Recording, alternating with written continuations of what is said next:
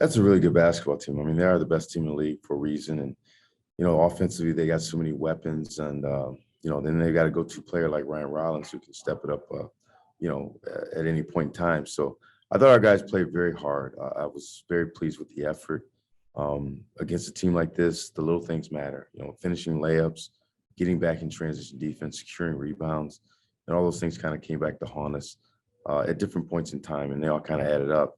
And I thought, if we make some of those plays at a good high rate, I think it's a different game, but we didn't do it, and that's what happened.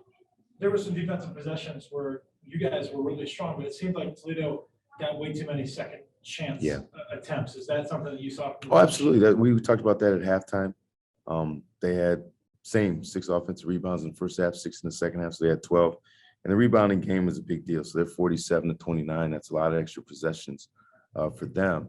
So we've got to do a better job on the glass. It's kind of been we did a much better job against Miami. We were plus 11 this game. We got out rebounded. I think it'll help us when we get our front line back. We'll get Golson back. Mo was a little banged up. He had some issues with his back, but I still thought he played a very, very good basketball game for us. And we need a little bit more help off our bench. Our bench is a little bit quiet tonight, so it's important for us to, kind of get that punch to keep things going for us. Nate Scott coming off a career best game the other day against Miami. I thought he had some really nice shot selections, right? 6 of 10, had another 15 points, 3 of 6 from beyond the arc. Do you feel like he's starting to get into the rhythm that you expected to see? I do. I'm very pleased with him. He's knocking down shots. He's opening up space on the court. Defensively, he had Shoemate, and I think he lost him a few times, but he's given good effort. He's always probably a guy that gets some rebounds for us as well, too. But, yeah, his punch he's given us is really helpful, and is stretching out the defense as well and opening up things for his teammates. And Noah Farrakhan, 17 points tonight. With that effort, he cracks into the top 10 all-time here for freshman scoring. Just a thought on what he's been able to do in such a short time this season. I do think he's a special freshman.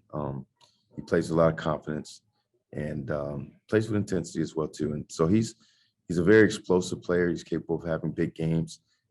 He's still learning, still growing. Especially at the point guard position of managing a game, getting guys and showing leadership, getting guys in the right spot.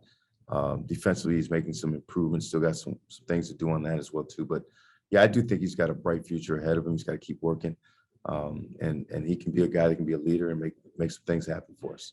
It's hard to play 4 games in a 7-day stretch, no matter who you're playing. But I know that you think this next 3 games might be against some of the top 3 teams in the league. How in the world do you go about balancing the need to rest and recover, but also get right back on preparing for Ohio on Thursday? Well, I think it's a mental preparation, and this is what guys aspire to do. If you play professional basketball, you're playing back to back. You're playing every other night.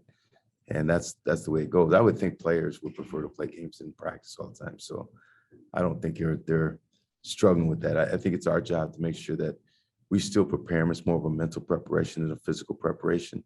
And this time on the road, I think it gives you a chance to kind of bond as a group, just learn each other better, really kind of talk through, watch film, and really grow chemistry.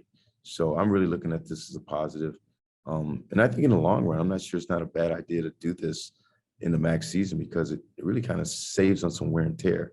Instead of going back and forth to Ohio, back and forth to Buffalo, back and forth to Kent, we're just making one trip and we knock it out. And so it's less wear and tear in the travel.